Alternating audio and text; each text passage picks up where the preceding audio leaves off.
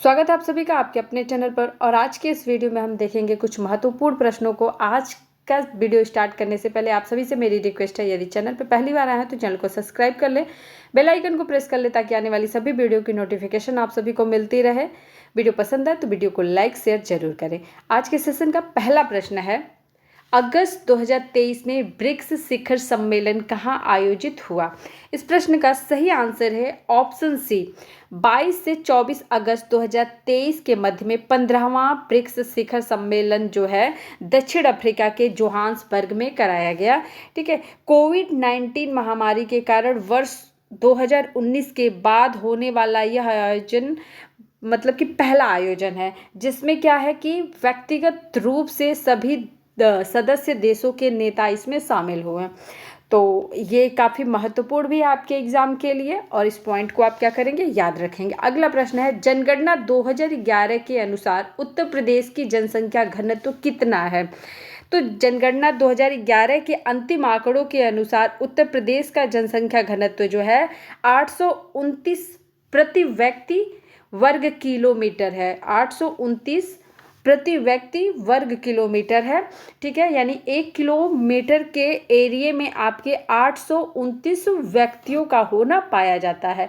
ठीक है, तो ऑप्शन सी इस प्रश्न का सही आंसर हो जाएगा। अगला प्रश्न देखेंगे, निम्नलिखित स्थानों में से कहाँ भागीरथी अलकनंदा नदियाँ मिलती हैं?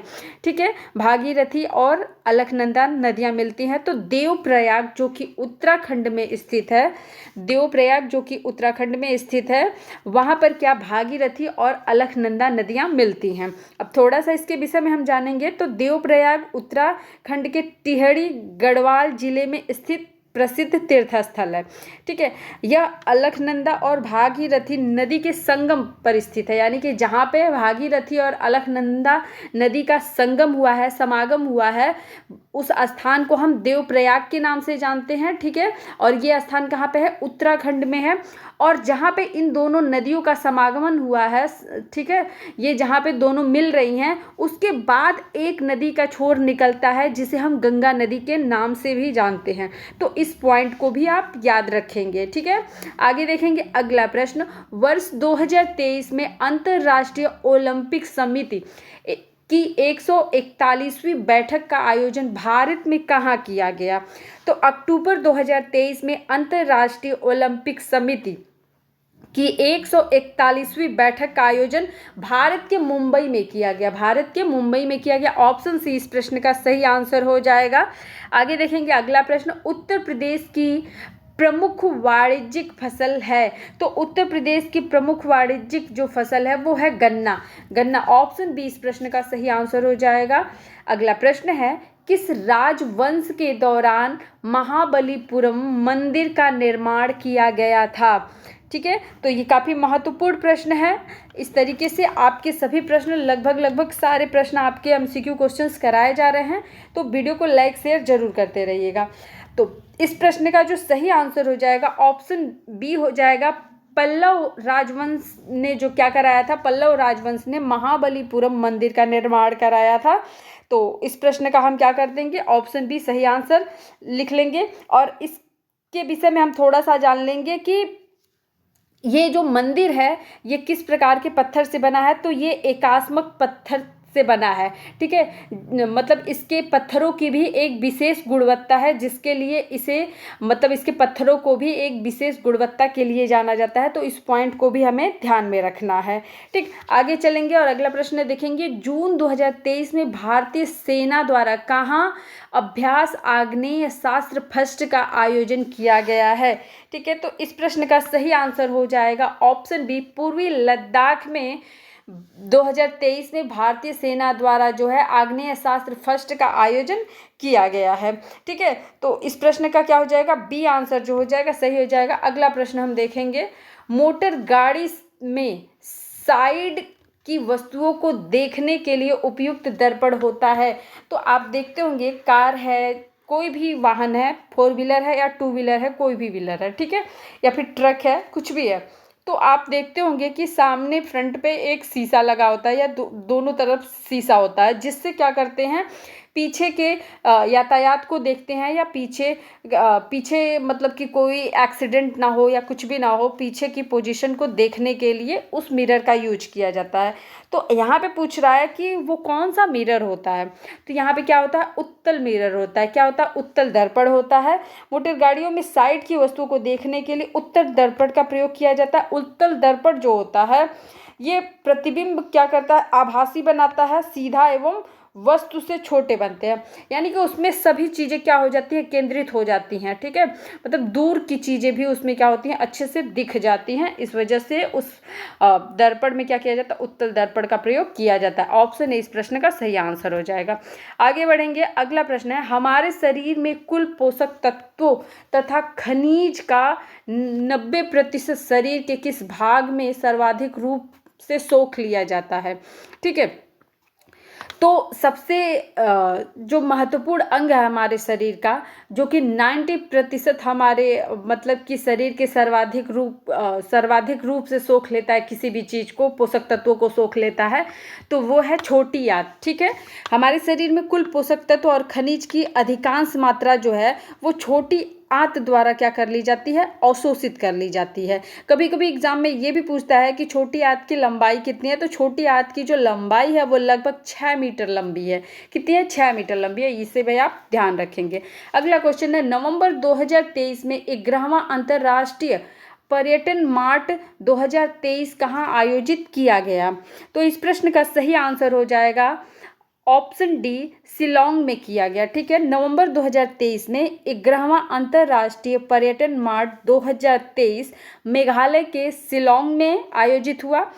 इसका आयोजन पर्यटन मंत्रालय भारत सरकार द्वारा किया गया है। ठीक है, तो इस तरीके से यदि पूछे कि यह जो आयोजन किया गया किसके द्वारा किया गया, तो इसका आंसर भी आपके पास होना चाहिए कि पर्यटन मंत्रालय भारत सरकार द्वारा किया गया। अगला क्वेश्चन, भारतीय संविधान कैसा है। तो भारतीय संविधान कैसा है, तो पहले आपको पता होना चाहिए कि भारतीय संविधान जो है बहुत ही बड़ा है। विश्व का सबसे बड़ा जो लिखित संविधान है वो कहाँ का है, भारत का है।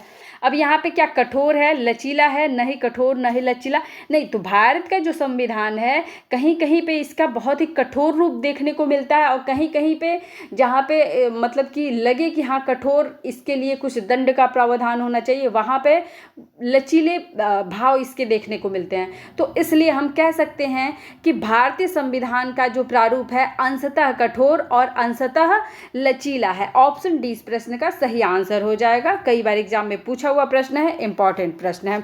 आगे प्रश्न है, प्रसिद्ध बांके बिहारी मंदिर उत्तर प्रदेश के किस शहर में स्थित है। तो प्रसिद्ध बांके बिहारी मंदिर उत्तर प्रदेश के मथुरा जिले के वृंदावन में स्थित है। कहाँ पे है, उत्तर प्रदेश के मथुरा जिले के वृंदावन में स्थित। ऑप्शन सी इस प्रश्न का सही आंसर हो जाएगा। आगे बढ़ेंगे, अंतर्राष्ट्रीय मातृभाषा दिवस कब मनाया जाता है। अंतर्राष्ट्रीय मातृभाषा दिवस कब मनाया जाता है, तो प्रतिवर्ष 21 फरवरी को संपूर्ण विश्व में अंतर्राष्ट्रीय मातृभाषा दिवस मनाया जाता है। ऑप्शन ए इस प्रश्न का सही आंसर हो जाएगा। अगले प्रश्न की तरफ बढ़ेंगे। प्रश्न है, विटामिन B3 नियासिन की कमी से निम्नलिखित में से कौन सा रोग होता है। ठीक है, तो देखिए B3 की कमी से क्या होता है, पेलाग्रा होता है, जिसे हम चर्मग्राह भी बोलते हैं। तो ऑप्शन डी इस प्रश्न का क्या हो जाएगा, सही आंसर हो जाएगा। बेरी विटामिन बी की कमी से होता है। रिकेट्स जो है आपके विटामिन डी की कमी से होता है। रिकेट्स में क्या होता है, कमजोरी की वजह से हड्डियां क्या हो जाती है, टेढ़ी हो जाती है। रतौंधी जो है विटामिन ए की कमी से होने वाला रोग है, और रतौंधी रोग से मतलब कि छुटकारा पाने के लिए या उपचार के लिए जो है दूध रोटी सर्वोत्तम भोजन माना जाता है इसका। ठीक है, तो यहाँ पे हमारा डी ऑप्शन इस प्रश्न का सही आंसर हो जाएगा। बाकी भी आप देख लेंगे क्योंकि अलग अलग विटामिन से क्वेश्चंस आपके एग्जाम में पूछे जाते हैं। अगला क्वेश्चन है, उत्तर प्रदेश में जवाहर तारामंडल ठीक है अवस्थित है। तो उत्तर प्रदेश में जवाहर तारामंडल इलाहाबाद यानी कि जिसे हम वर्तमान में प्रयागराज के नाम से जानते हैं, इलाहाबाद प्रयागराज में स्थित है। ठीक है, तो ऑप्शन डी इस प्रश्न का क्या हो जाएगा, सही आंसर हो जाएगा। ठीक है, क्या हो जाएगा, सही आंसर हो जाएगा। इसके बाद हम अगले प्रश्न की तरफ बढ़ेंगे। एक ग्रंथि जिसमें अंतःस्रावी और स्रावी दोनों ही कार्य होते हैं। तो ऐसा कौन सा ग्रंथि है जहाँ पे अंतरस्रावी और बहिर्स्रावी दोनों ही कार्य होते हैं? तो इस प्रश्न का सही आंसर हो जाएगा ऑप्शन सी, अग्नाशय में। अग्नाशय एक ऐसा ग्रंथ है जिसमें अंतरस्रावी और बहिर्स्रावी दोनों ही कार्य होते हैं। ये अंतःस्रावी और बहिर्स्रावी दोनों ही ग्रंथियों का क्या है, मिश्रण होता है। तो ऑप्शन सी इस प्रश्न का सही आंसर हो जाएगा। अगला प्रश्न है, प्रसिद्ध विरूपाक्ष मंदिर कहाँ अवस्थित है? इस प्रश्न का सही आंसर है ऑप्शन सी, विरूपाक्ष मंदिर कर्नाटक राज्य के हम्पी में स्थित है। यह मंदिर भगवान शिव को समर्पित है, जो यहाँ विरूपाक्ष के नाम से जाना जाता है। ठीक है, तो अगर आपसे क्वेश्चन पूछे कि विरूपाक्ष मंदिर जो है ये कहाँ पे है, तो ये कर्नाटक के हम्पी में स्थित है। और ये किस देवता का मंदिर है? तो ये भगवान शिव का मंदिर है। ठीक है, आगे क्वेश्चन देखेंगे, कृषि को समुन्नत करने के लिए नहर खुदवाने के संदर्भ में 14वीं शताब्दी का निम्नलिखित में पहला शासक होने का श्रेय किसे दिया गया है? ठीक है, तो इस प्रश्न का सही आंसर हो जाएगा ऑप्शन सी, तुगलक वंश की स्थापना गयासुद्दीन तुगलक ने किया था। ठीक है, और गयासुद्दीन तुगलक ने कृषकों की स्थिति में सुधार करने के लिए कई सारे प्रयास किए। उसने कृषकों की स्थिति सुधारने के लिए सिंचाई के लिए नहरों का निर्माण कराया, और सिंचाई हेतु नहर निर्माण कराने वाला गयासुद्दीन तुगलक जो है दिल्ली सल्तनत का पहला शासक था जिसने कृषकों की स्थिति सुधारने के लिए इतना बड़ा प्रयत्न किया। ऑप्शन सी इस प्रश्न का क्या है, सही आंसर है। अगला क्वेश्चन है, दिसंबर 2023 में के बिड़ला फाउंडेशन द्वारा 33वां व्यास सम्मान 2023 किसे प्रदान किया गया? ठीक है, तो इस प्रश्न का सही आंसर हो जाएगा ऑप्शन ए, पुष्पा भारती। ठीक है, देखिए दिसंबर 2023 में के बिड़ला फाउंडेशन द्वारा 33वां व्यास सम्मान 2023 प्रसिद्ध हिंदी लेखिका पुष्पा भारती को इनके संस्करण यादें के लिए दिया गया है। यदि आपसे 32वां व्यास सम्मान के विषय में पूछता है तो 32वां व्यास सम्मान जो है डॉक्टर ज्ञान चतुर्वेदी को उनके उपन्यास पागलखाना के लिए प्रदान किया गया था। ये पॉइंट भी आप याद रखेंगे। अगला प्रश्न हमारा है, भारत में प्रथम नोबेल पुरस्कार किस विषय के लिए दिया गया था? तो भारत में जो पहला नोबेल पुरस्कार दिया गया था वो दिया गया था रविंद्रनाथ टैगोर जी को, और ये दिया गया था साहित्य के क्षेत्र में। तो साहित्य के क्षेत्र में रविंद्रनाथ टैगोर जी को पहला नोबेल पुरस्कार दिया गया था। ऑप्शन ए इस प्रश्न का सही आंसर है। कभी कभी ये भी पूछ लेता है कि पहला नोबेल पुरस्कार किसे दिया गया था, तो दोनों ही पॉइंट आप क्या करेंगे, याद रखेंगे। अगला प्रश्न है, राज्यसभा के सदस्य का निर्वाचन कितनी अवधि के लिए होता है? मोस्ट इंपॉर्टेंट प्रश्न है। तो देखिए राज्यसभा के जो सदस्य होते हैं उनका जो कार्यकाल होता है वो 6 वर्षों का होता है। ठीक है, कितने वर्षों का होता है? 6 वर्षों का होता है। राज्यसभा की जो सीटों की संख्या होती है अधिकतम वो कितनी होती है? 250 होती है। अधिकतम सदस्य इसके जो हो सकते हैं राज्यसभा के वो 250 हो सकते हैं। और राज्यसभा राष्ट्रपति द्वारा नामित किए जाने वाले 12 सदस्य तथा अनधिक प्रतिनिधियों से मिलकर के बना होता है, जो कि प्रतिनिधि चुने जाते हैं। ठीक है, इसके साथ में इनका जो कार्यकाल होता है वो 6 वर्षों के लिए होता है। राज्यसभा जो होती है ये विघटित नहीं होती है, ये एक अस्थाई सदन है। जैसा कि आपको पता है कि लोकसभा क्या है, उसका विघटन हो जाता है, लोकसभा भंग की जा सकती है, पर राज्यसभा जो है इसका विघटन नहीं हो सकता है। ये एक अस्थाई सदन है। और लोकसभा के जो सदस्य हैं वो 6 वर्षों के लिए तो चुने जाते हैं, लेकिन प्रत्येक 2 वर्ष बाद इसके 1/3 सदस्य जो हैं सेवानिवृत्त हो जाते हैं, यानी कि इनका कार्यकाल समाप्त हो जाता है लगभग। ठीक है, तो ये पॉइंट्स भी आप याद रखेंगे। और आगे देखेंगे अगला प्रश्न, मनी बिल की परिभाषा भारतीय संविधान के किस अनुच्छेद में दी गई है? मोस्ट इंपॉर्टेंट क्वेश्चन है। मनी बिल से संबंधित आपके बहुत सारे क्वेश्चंस आपके एग्जाम में देखने को मिलते हैं। तो मनी बिल जो है, धन विधेयक जो है, ये अनुच्छेद 110 में बताया गया है। और कोई भी विधेयक धन विधेयक है या नहीं, इस पे अंतिम निर्णय जो होता है किसका होता है? लोकसभा अध्यक्ष का होता है। ये क्वेश्चन भी आपके एग्जाम में पूछा हुआ है कि धन विधेयक को धन विधेयक कौन बताएगा, अंतिम निर्णय जो होगा वो किसका होता है? तो अंतिम निर्णय धन विधेयक है या नहीं, ये निर्णय जो है अंतिम लोकसभा अध्यक्ष का होता है। और मनी बिल से संबंधित जो आर्टिकल है भारतीय संविधान में वो क्या है? अनुच्छेद 110 है। ठीक, आगे बढ़ेंगे। नोएडा उत्तर प्रदेश के किस जिले में अवस्थित है? ठीक है, नोएडा जो है ये उत्तर प्रदेश के किस जिले में अवस्थित है? इस प्रश्न का सही आंसर हो जाएगा ऑप्शन डी, गौतम बुद्ध नगर जिले में अवस्थित है नोएडा आपका। झूम किसे कहते हैं? तो झूम एक प्रकार की क्या है? खेती पद्धति है। ठीक है, झूम क्या है? एक प्रकार की खेती पद्धति है, और झूम खेती पद्धति से बहुत सारे क्वेश्चंस आपके एग्जाम में पूछे जाते हैं। ठीक है, तो इस पॉइंट्स को भी आपको याद रखना है। झूम एक तरीके का क्या है? स्थानांतरित कृषि पद्धति है। ठीक है, जो जनजातियों द्वारा जंगल को साफ करने के लिए की जाती है। उस स्थान की उर्वरकता समाप्त होने पर वो क्या करते हैं? दूसरे स्थान पे खेती को ट्रांसफर कर लेते हैं। ठीक है ना, एक जगह पे खेती करते हैं और जब एक समय के बाद उस भूमि की उर्वरकता समाप्त हो जाती है तो वो क्या करते हैं? दूसरी जगह पे खेती करते हैं जहाँ पे उर्वरकता बनी हुई होती है। ठीक है, तो इस पॉइंट्स को भी आपको क्या करना है? याद रखना है। आगे चलते हैं और अगला प्रश्न देखते हैं। प्रतिवर्ष प्रसिद्ध सूफी संत हाजी वारिस अली शाह की मजार पर मेला लगता है। ठीक है, तो इस प्रश्न का सही आंसर हो जाएगा ऑप्शन सी। ये कहाँ पे है आपका? बाराबंकी के देवा शरीफ में स्थित है। ऑप्शन सी इस प्रश्न का सही आंसर हो जाएगा। आगे बढ़ेंगे। अक्टूबर 2023 में योगी आदित्यनाथ ने मिशन शक्ति के क्रम में मिशन महिला सारथी का शुभारंभ किया। ठीक है, पहले क्या आया आपका? मिशन शक्ति आया, और इसी के क्रम में जो है महिलाओं के सशक्तिकरण के लिए क्या आया? महिला सारथी का मिशन का शुभारंभ किया गया। ये क्वेश्चन आपका है, तो ये शुभारंभ कहाँ पे किया गया? इस क्वेश्चन का आंसर सही हो जाएगा ऑप्शन सी, अयोध्या में किया गया। ठीक है, अयोध्या में जो है 22 अक्टूबर 2023 को योगी आदित्यनाथ जी द्वारा मिशन शक्ति के क्रम में मिशन महिला सारथी का शुभारंभ अयोध्या में किया गया। ठीक है, इस पॉइंट्स को भी आपको क्या करना है? याद रखना है। आगे चलेंगे और अगला प्रश्न देखेंगे। एक राज्य को संघ में सम्मिलित करने अथवा नए राज्यों की स्थापना करने की कार्यपालिका की शक्ति निम्नलिखित में से किसके पास होती है? किसे प्राप्त होती है या किसके पास होती है? तो इस प्रश्न का जो सही आंसर हो जाएगा ऑप्शन ए हो जाएगा, संसद के पास होती है।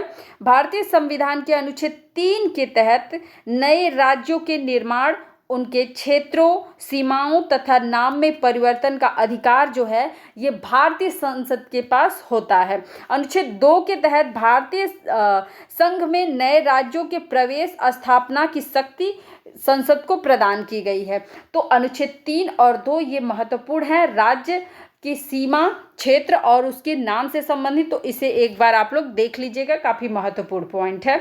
आगे प्रश्न है, निम्नलिखित में से कौन सा रोग एक व्यक्ति से दूसरे व्यक्ति में संक्रमित नहीं होता है? यानी कि संक्रामक रोग नहीं है, एक व्यक्ति के छूने से या साथ बैठ के खाने से नहीं फैलता है, ऐसा कौन सा रोग है? तो ऑप्शन डी इस प्रश्न का सही आंसर हो जाएगा। सिरोसिस जो है ये आपका संक्रामित रोग नहीं है, ये एक व्यक्ति के छूने से या फिर ब्लड के जरिए किसी भी प्रकार से ये संक्रामक रोग नहीं है, एक से दूसरे में नहीं फैलता। अगला क्वेश्चन है, विश्व का सबसे बड़ा डेल्टा कौन सा है? विश्व का सबसे बड़ा डेल्टा कौन सा है? तो विश्व का सबसे बड़ा जो डेल्टा है option D, Ganga Brahmaputra delta है। ऑप्शन डी इस प्रश्न का सही आंसर हो जाएगा।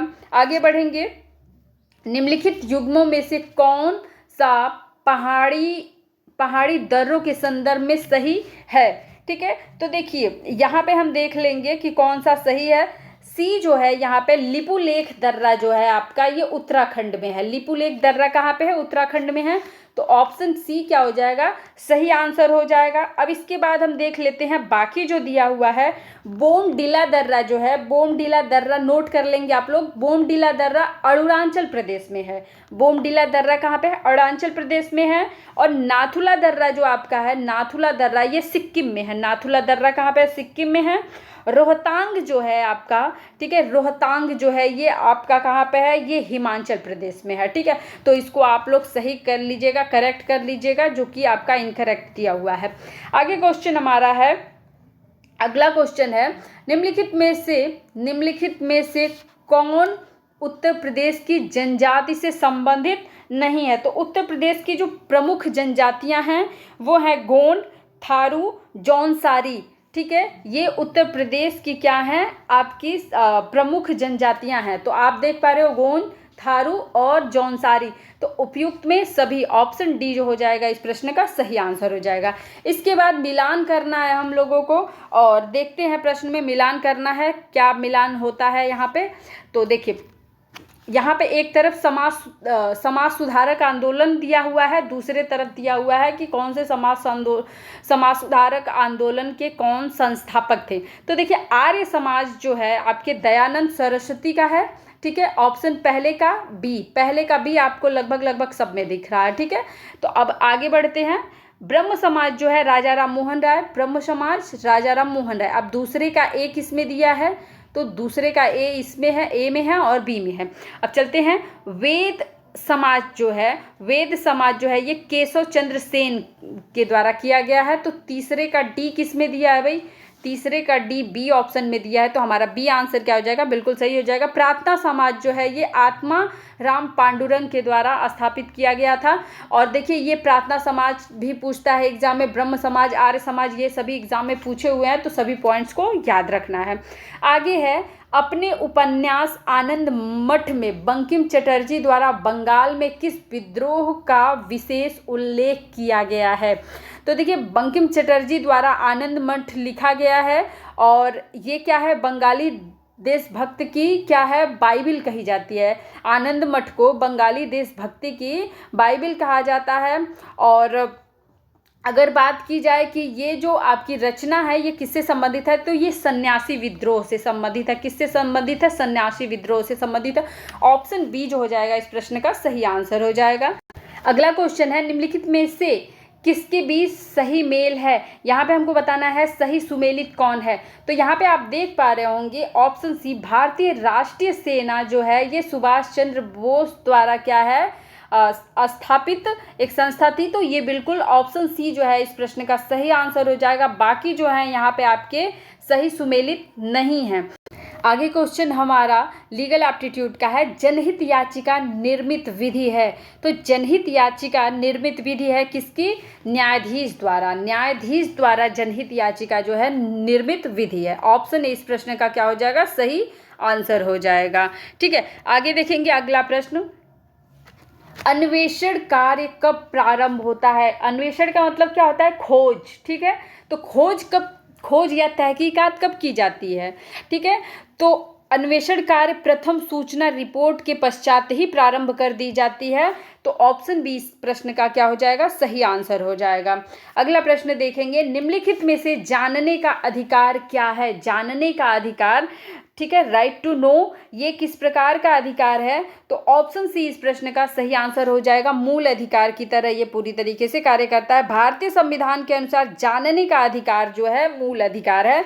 अनुच्छेद 19 जो है बोलने की स्वतंत्रता और राइट टू नो यानी कि किसी भी चीज को जानने की स्वतंत्रता प्रदान करता है।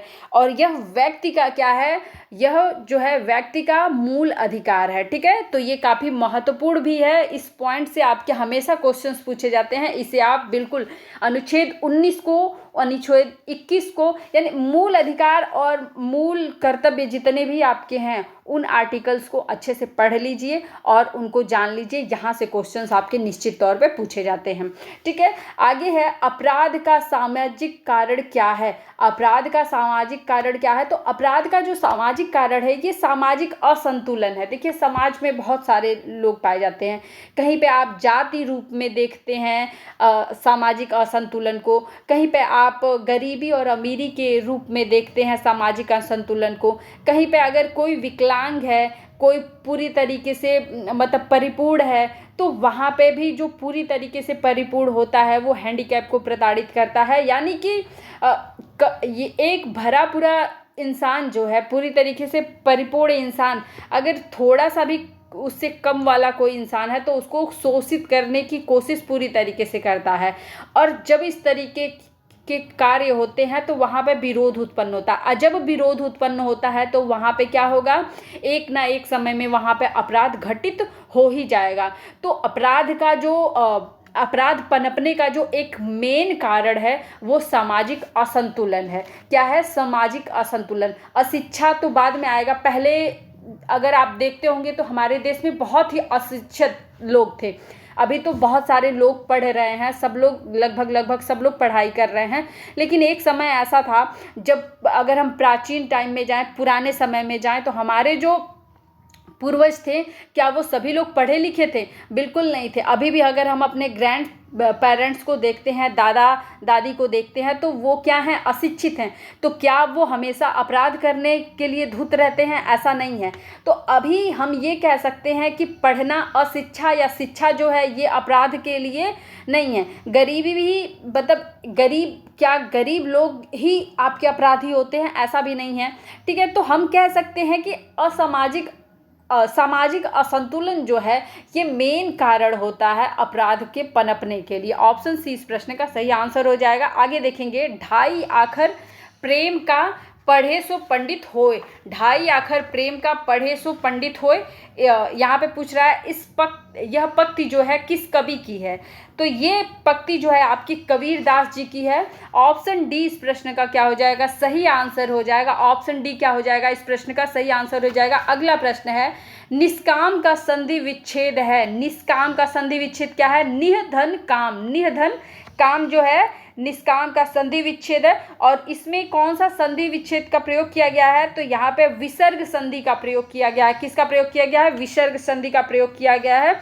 अगला क्वेश्चन है, अनुगमन में समास है। अनुगमन में कौन सा समास है? तो अनुगमन में अव्ययी भाव समास है। ऑप्शन बी इस प्रश्न का सही आंसर हो जाएगा। अनुगमन में क्या हो जाएगा? अव्ययी भाव समास हो जाएगा।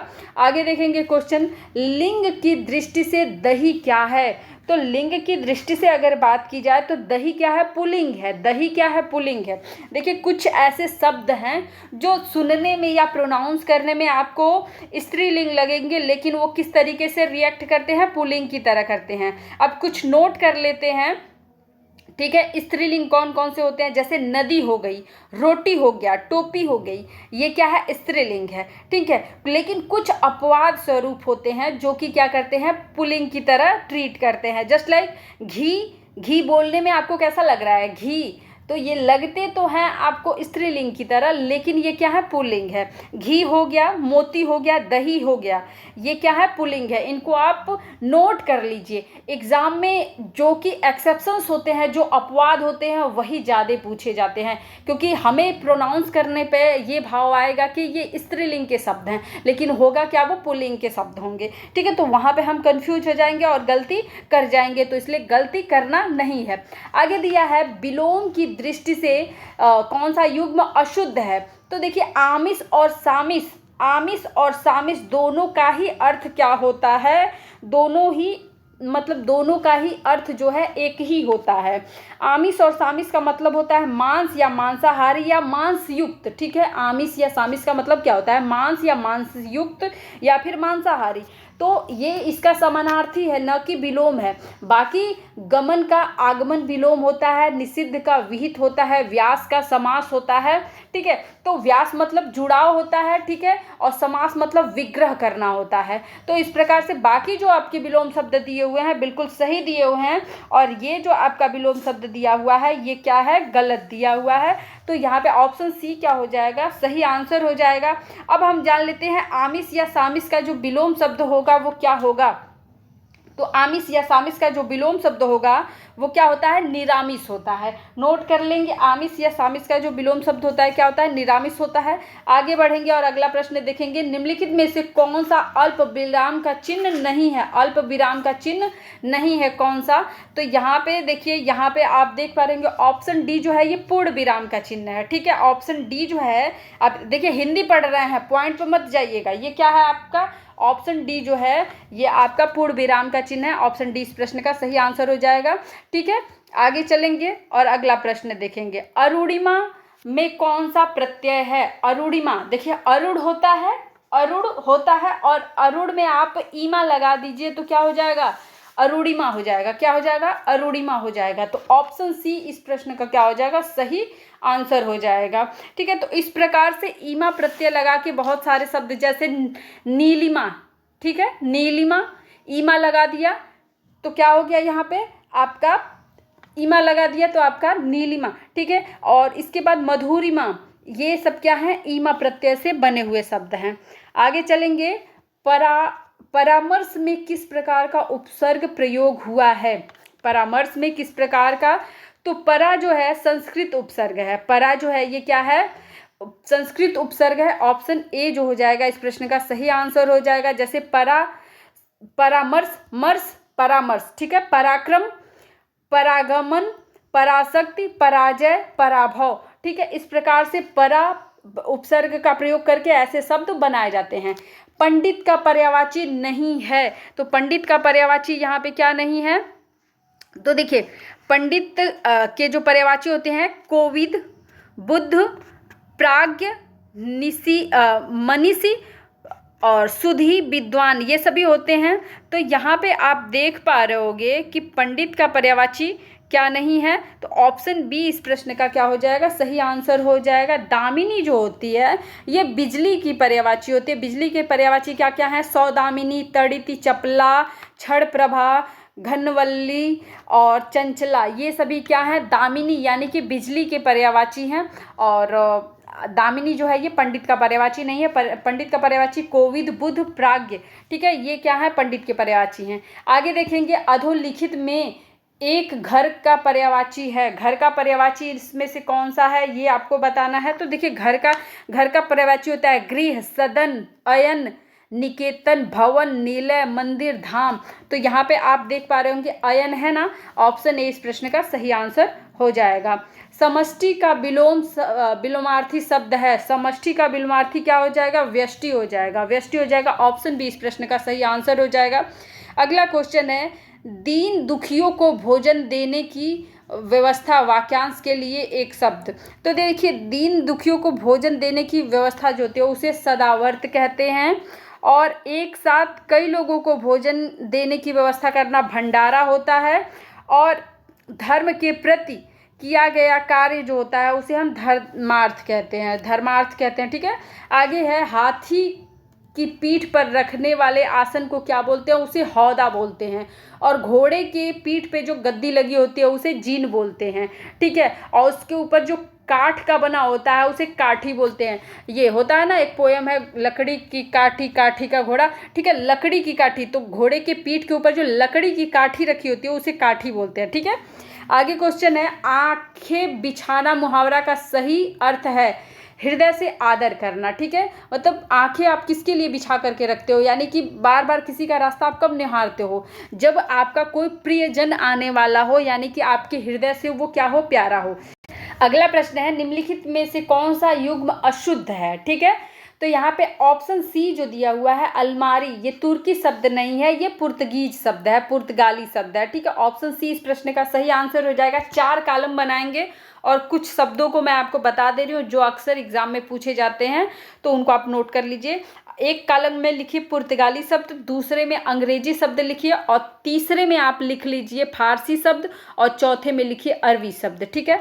अब पुर्तगाली वाले कॉलम में लिखेंगे अलमारी, गोभी, अनानास, स्त्री, इस्पात, कप्तान, कमरा, काज, काफी, काजू, गमला, गोदाम, पिस्तौल, आल्पीन, ये क्या हैं आपके पुर्तगाली शब्द हैं। अब अंग्रेजी के शब्द लिखेंगे समन, मजिस्ट्रेट, वारंट, पेंशन, कौशल, fees, decree, share, appeal, policy, warranty, rail, jury, tariff, registrar, bank, cheque, draft, ये आपके अंग्रेजी के शब्द हैं जो कि एग्जाम में पूछ लिए जाते हैं, तो आप कंफ्यूज मत हो, अच्छे से जानो। अब लिखेंगे फारसी शब्द जो कि आपके एग्जाम में पूछे जाते हैं, जस्ट लाइक सौदागर, कारीगर, जादूगर, कलईगर, ये क्या हैं आपके फारसी शब्द हैं। इसके बाद अरबी शब्द लिखेंगे किताब, हाकिम, हिरासत, फैसला, मुंसिफ, ये क्या है आपके अरबी शब्द हैं जो कि हम अपने बोलचाल में प्रयोग में लाते हैं, और हमें पता भी नहीं होता है कि हम कौन से शब्द का प्रयोग किस देश की भाषा से कर रहे हैं। तो ये अब आपको ध्यान में रखना है क्योंकि एग्जाम में यहाँ से क्वेश्चंस पूछे जाते हैं। अगला प्रश्न देखेंगे प्रश्न है तद्भव शब्द बताना है यहाँ पे। तो तद्भव शब्द कौन सा है यहाँ पे? कोयल जो है ये क्या है? ये तद्भव शब्द है। ठीक है, कोयल का तत्सम क्या होता है? कोकिल होता है, कोकिल होता है। कोयल का तत्सम जो होता है वो कोकिल होता है। भ्रमर क्या है? भौरे का होता है। व्याघ्र जो है बाघ का होता है। क्षीर जो है ये खीर का तत्सम होता है। बाकी जो आपके दिए हुए हैं 3 ये तत्सम शब्द हैं, ये आपका तद्भव शब्द दिया हुआ है। कोयल का तत्सम क्या होता है? कोकिल होता है, नोट करेंगे। आगे देखेंगे, डैश डैश दिया है, खाली स्थान आपको भरना है। के कारण मैं रस्सी को सांप समझ बैठा। तो देखिए किसी चीज को अन्य चीज कब आप समझ बैठते हो? ठीक है, संदेह में जो है किसी भी चीज को हम क्या करते हैं? दूसरी चीज समझ बैठते हैं। ऑप्शन ए इस प्रश्न का सही आंसर हो जाएगा। हंस का संपादन किया। हंस का संपादन किसने किया? तो यहाँ पे ये महत्वपूर्ण प्रश्न भी है और इसे आपको जानना भी चाहिए। तो इनमें से सभी के द्वारा जो है हंस का संपादन किया गया है। देखिए हंस जो है ये मुंशी प्रेमचंद्र ने एक साहित्यिक पत्रिका का आविष्कार किया था अपने टाइम पीरियड में, जो कि एक मासिक पत्रिका है। तो मुंशी प्रेमचंद्र ने एक मासिक पत्रिका का शुरुआत किया 1930 में बनारस से। ठीक है, और पहले मुंशी प्रेमचंद्र इसके संपादक रहे। ठीक है, जब इनकी मृत्यु हो गई 8 अक्टूबर 1936 को, तो इनकी मृत्यु के उपरांत इनकी पत्नी और प्रसिद्ध कथाकार जैनेंद्र जो हैं इसके संस्थापक रहे। यानी कि ये दोनों लोग क्या करें, मिल करके इस संस्था को चलाने लगे। ठीक है, यानी कि ये जो मासिक पत्रिका हंस थी ये इसके बाद भी कार्यरत रही, यानी कि संपादित होती रही। इसके बाद इनकी पत्नी के मृत्यु के बाद जो है इसके संपादक शिवदान सिंह चौहान, श्रीपत राय, अमृत राय और तत्पश्चात जो है नरोत्तम नागर भी इसके संपादक रहे। अगर वर्तमान समय में बात की जाए तो वर्तमान समय में हंस पत्रिका के जो संपादक हैं वो हैं संजय सहाय। तो ये सभी पॉइंट्स भी आपको याद रखना है। ठीक है, आगे देखेंगे। अगला क्वेश्चन है ज्ञानपीठ पुरस्कार किस भाषा से संबंधित है? मोस्ट इंपॉर्टेंट है। और इस बार का ज्ञानपीठ पुरस्कार किसे दिया गया है ये भी आपको ध्यान में रख लेना है, क्योंकि इस तरीके का क्वेश्चन आपके एग्जाम में देखने को जरूर मिलेगा। ठीक है, तो इसे आपको ध्यान रखना है। तो ज्ञानपीठ पुरस्कार जो है किससे संबंधित है? संविधान की 8वीं अनुसूची में सम्मिलित जो भी भाषाएं हैं उन भाषाओं से संबंधित है। ऑप्शन डी इस प्रश्न का सही आंसर हो जाएगा। देखिए ज्ञानपीठ पुरस्कार जो है संविधान की जो 8वीं अनुसूची है उसमें 22 भाषाओं को रखा गया है, और 22 भाषाओं के अंतर्गत यदि कोई भी मतलब सर्वोच्च साहित्यिक ये जो है एक प्रकार का सर्वोच्च साहित्यिक पुरस्कार है। तो यदि अपनी फील्ड में कोई साहित्यिक फील्ड में जो है इन भाषाओं से संबंधित साहित्यिक फील्ड में कोई सर्वोच्च कार्य करता है तो उसे ये पुरस्कार से सम्मानित किया जाता है। अंग्रेजी जो है भारतीय संविधान की 8वीं अनुसूची की भाषा नहीं है, तो इसे भी आपको ध्यान में रखना है। ठीक है, अंग्रेजी हमारे देश में बोली जाती है और लगभग बहुत ज़्यादा बोली जाती है, लेकिन अंग्रेजी जो है हमारे देश की संवैधानिक भाषा नहीं है। आगे देखेंगे अगला क्वेश्चन, साकेत महाकाव्य के रचयिता हैं। तो साकेत महाकाव्य के रचयिता कौन है? मैथिली शरण गुप्त है। मैथिली शरण गुप्त है। ऑप्शन सी इस प्रश्न का सही आंसर है। कुछ महत्वपूर्ण रचनाएं हैं जो कि अक्सर एग्जाम में पूछी जाती हैं, तो उन्हें नोट कर लेंगे। जैसे मैथिली शरण गुप्त की रचना आपकी एक ये हो गई साकेत, ठीक है, यशोधरा, जयद्रथ वध, ठीक है, और रंग में भंग, भारत भारती, पंचवटी। ये क्या है? मैथिली शरण के कुछ महत्वपूर्ण रचनाएं हैं जो एग्जाम में पूछे जाते हैं। इसके बाद आप नोट कर लेंगे जयशंकर प्रसाद की कुछ महत्वपूर्ण रचनाएं हैं जो एग्जाम में पूछी जाती है, जैसे कामायनी, उर्वशी, आंसू, झरना, लहर। इस बार सुमित्रा नंदन पंत का नोट कर लेंगे कुछ महत्वपूर्ण रचना, चितंबरा, पल्लव, उत्तरा, लोकायतन, युगवाड़ी, ग्राम्या। ठीक है, तो ये कुछ महत्वपूर्ण रचनाएं हैं जो अक्सर एग्जाम में पूछे जाते हैं। अगला क्वेश्चन है, जेते तुम तारे तेते नभ में न तारे। ठीक है, जेते तुम तारे तेते नभ में न तारे। देखिए ये जो पंक्ति है ये आपकी पाप मोचनी गंगा नदी के लिए प्रयोग की गई है। यानी कि आप जिसको तार दो, तारने का मतलब आप जिसके पापों को नष्ट कर दो, जिसको आप तार दो, जिसको आप अपनी शरण में ले लो, मतलब कि उसका फिर कोई बुरा नहीं कर सकता, एक तरीके से ये है। और यहाँ पे तारे शब्द आप देख पा रहे होंगे 2 बार प्रयोग किया गया है। यहाँ पे पूछ रहा है कि इसमें कौन सा अलंकार का प्रयोग किया गया है, तो यहाँ पे इस पंक्ति में जो है यमक अलंकार का प्रयोग किया गया है। जैसे देखिए यमक अलंकार में क्या होता है कि एक ही शब्द 2 बार आए हो और दोनों का अर्थ क्या हो, भिन्न भिन्न हो। जैसे यहाँ पे क्या है, एक आप देख पा रहे हो जेते तुम तारे, ठीक है, जेते तुम तारे, तो यहाँ पे है क्या, तारने का मतलब जिसको आप क्या है पार लगा दो, जिसकी नैया आप पार लगा दो, यानी कि पाप जिसका मिटा दो आप, ठीक है। तो एक तो गंगा मैया के लिए यूज है। उसके बाद दूसरा जो आपका तारे शब्द का प्रयोग है, नभ में न तारे, यानी कि आप जिसे तार दो, समझो कि ऐसे तारे फिर क्या हैं आपके नभ में, नभ मतलब आकाश में नहीं है, ठीक है ना। तो ये तारा क्या है, आकाश में उगने वाले तारे की बात की गई है। तो तारे शब्द एक ही पंक्ति में जो है 2 बार आए हैं और दोनों के क्या हैं अलग अलग भाव हैं।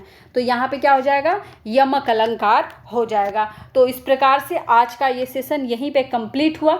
यदि आज के सेशन से किसी भी प्रकार का आपको कोई डाउट है या कोई क्वेश्चन है, यदि आप कुछ पूछना चाहते हैं तो कमेंट में मेंशन करिएगा। यदि वीडियो पसंद आए हो तो वीडियो को लाइक शेयर जरूर करिएगा। वीडियो देखने के लिए धन्यवाद।